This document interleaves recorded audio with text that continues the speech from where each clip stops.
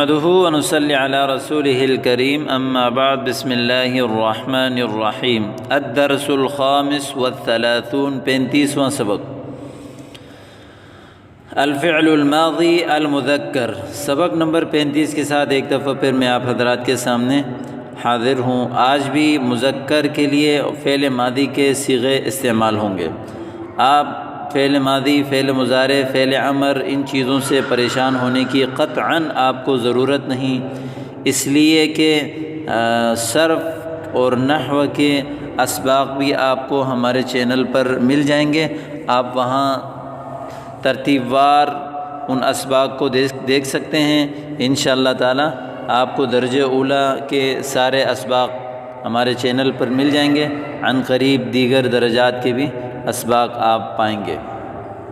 دیکھیں ذرا، یقول خالد، خالد کہتا ہے سمعت الاذان وصلیت، سمع یسمع سننا، سمعت میں نے سنا اذان کو، وصلیت اور میں نے نماز پڑھی، صلی یصلی تصلیۃ معنی نماز پڑھنا، اخذت الوردۃ وشممت میں نے گلاب کا پھول لیا اور اس کو سونگا، نظرت الی امی و ابی وفرحت اپنے ماں باپ کی طرف میں نے دیکھا اور خوش ہوا، فکرت اولا ثم تکلمت پہلے میں نے بات کی، پہلے میں نے سوچا اور پھر میں نے بات کی۔ ٹھیک ہے، یہ سارے ماضی کے صیغے استعمال ہوئے ہیں واحد متکلم کے۔ اب دیکھیں ذرا اس سبق میں آگے سوال جواب نے انتہائی بہترین انداز میں آپ کو مزید سمجھانے کی کوشش کی ہے۔ پہلے اب سوال ہوگا واحد حاضر سے، جیسے کیا آپ نے سنا، تو کہ کس طرح جواب دیتے دیکھیں، هل سمعت الاذان کیا آپ نے اذان سنی، نعم سمعت الاذان جی ہاں میں نے اذان سنی، هل صلیت کیا آپ نے نماز پڑھی، نعم صلیت جی ہاں میں نے نماز پڑھی، هل اخذت الورد کیا آپ نے گلاب کا پھول لیا، نعم اخذت الورد جی ہاں میں نے گلاب کا پھول لیا، هل شممتها کیا آپ نے اس کو سونگا، نعم شممتها جی ہاں میں نے اس کو سونگا، کیف رائحتها اس کی خوشبو کیسی ہے، رائحتها طیبۃ اس کی خوشبو اچھی ہے، هل نظرت الی ابویک کیا آپ نے اپنے والدین کی طرف دیکھا، نعم نظرت الی ابوی جی ہاں میں نے اپنے ماں باپ کی طرف دیکھا، ابوین ماں باپ دونوں کو کہتے ہیں، تثنیہ ہے یہ، هل فرحت بہما کیا ان دونوں سے آپ خوش ہوئے، یعنی ان دونوں کو دیکھ کر آپ خوش ہوئے، نعم فرحت بہما جی ہاں ان دونوں سے میں خوش ہوا، هل فکرت قبل الکلام کیا آپ نے بات کرنے سے پہلے سوچا، نعم فکرت قبل الکلام جی ہاں میں نے بات کرنے سے پہلے سوچا۔ ٹھیک ہے، یہ سوال اور جواب امید کرتا ہوں کہ آپ کو اچھی طرح سمجھ میں آ گئے ہوں گے۔ سعید سمع الاذان وصلی سعید نے اذان سنی اور نماز پڑھی، واخذ الوردۃ وشمها دیکھیں یہاں غائب کے صیغے استعمال ہوا ہے، کوئی بندہ آپ کے پاس نہیں ہے، آپ اس کے بارے میں دوسروں کو بتا رہے ہیں تو کس طرح بتائیں گے، تو ایسے جملے استعمال ہوں گے، سعید سمع الاذان وصلی واخذ الوردۃ وشمها اس نے گلاب کا پھول لیا اور اس کو سونگا، ونظر الی امہ وابیہ وفرح اپنے ماں باپ کو دیکھا اور خوش ہوا، وفکر اولا ثم تکلم پہلے سوچا اور پھر اس نے بات کی۔ ٹھیک ہے، اب یہاں غائب کے بارے میں سوال کیا جائے گا اور غائب کے بارے میں جواب دیا جائے گا۔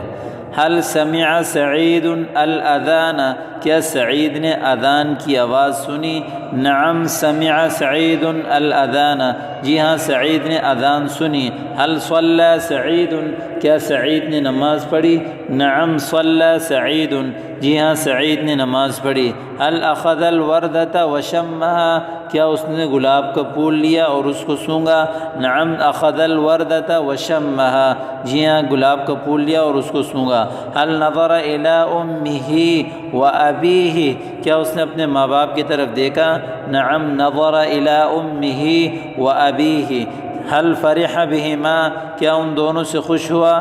نعم فرح بہما، جی ہاں ان دونوں سے خوش ہوا۔ حل فکر اولا ثم تکلم، کیا اس نے پہلے سوچا پھر بات کی؟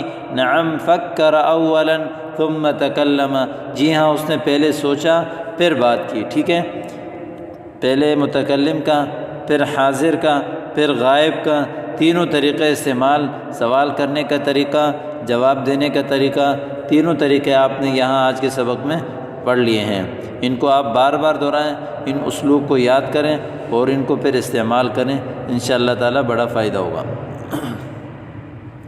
اب آگے دیکھتے ہیں تمرین، ترجم بالاردیہ، اردو میں ترجمہ کریں۔ یقول حامد لعابد، حامد عابد سے کہتا ہے سمعت کلامک، میں نے آپ کا کلام سنا۔ ٹھیک ہے، سمعت کلامک، اگر آپ یہاں کہیں کہ آپ نے میرا کلام سنا تو ایسے ہوگا سمعت کلامی، آپ نے میرا کلام سنا۔ ٹھیک ہے، ورأیت عملک، میں نے آپ کا کام دیکھا۔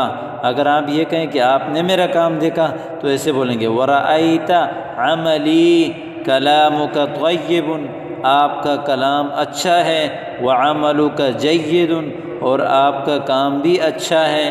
ویقول عابد لحامد، عابد حامد سے کہتا ہے لما رأیتک فرحت، جب میں نے آپ کو دیکھا تو خوش ہوا۔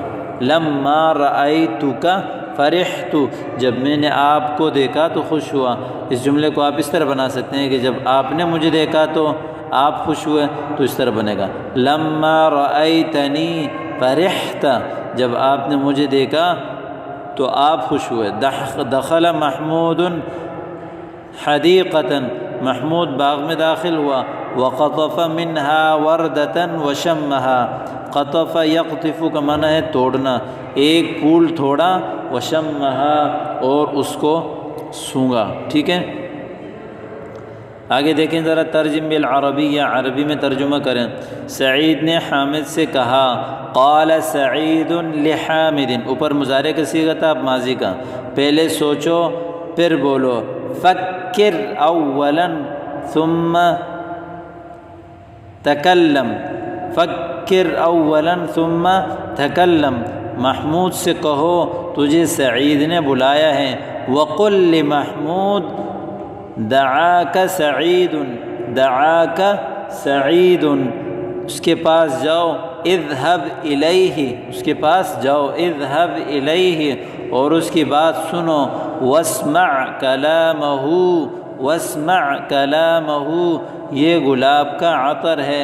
هذا عطر الورد، هذا عطر الورد، اسے سونگو۔ شمھا، شمھا یا شمہ، عطر چونکہ مذکر کا لفظ ہے تو اس لیے کہ اس کو کہیں گے شمہ، اور بتاؤ۔ وقل، اور اس کی خوشبو کیسی ہے۔ کیف رائحتہ، میں نے کھانا چکھا۔ ذقت الطعام، کھانا لذیذ ہے۔ الطعام لذیذ۔ ٹھیک ہے، قاعدہ، اگر فعل مضارع معلوم ہے اور فعل ماضی معلوم کرنا ہو، فعل مضارع کا تو معلوم ہے آپ کو کسی لفظ کا، لیکن اس لفظ کا ماضی معلوم کرنا ہو اور وہ ثلاثی یعنی 3 حرفی ہے، تو مضارع کی علامت دور کر کے پہلے اور تیسرے حرف کو زبر دیں۔ جیسے یذهب، یہاں پہلے زال کو زبر دیا اور تیسرے حرف با کو زبر دیا، تو سمجھ جائیں کہ وہ ماضی کا لفظ یہ ہے ذهب۔ معانی الکلمات دیکھیں، رأیت، میں نے دیکھا، طیب، اچھا پاکیزہ، الیہ، اس کے پاس، ذقت، میں نے چکھا، عمل، کام کیا، لما، جب، قل، کہو، فرحت، خوش ہوا، وردۃ، گلاب کا پھول، دعا، اس نے بلایا، لذیذ، لذیذ، عطر الورد، عطر الورد، عطر الورد، گلاب کا عطر، قطف، توڑا، جید، اچھا، اور عمدہ۔ ٹھیک ہے، امید کرتا ہوں کہ آج کا سبق آپ کو سمجھ میں آ گیا ہوگا۔ والسلام علیکم ورحمۃ اللہ۔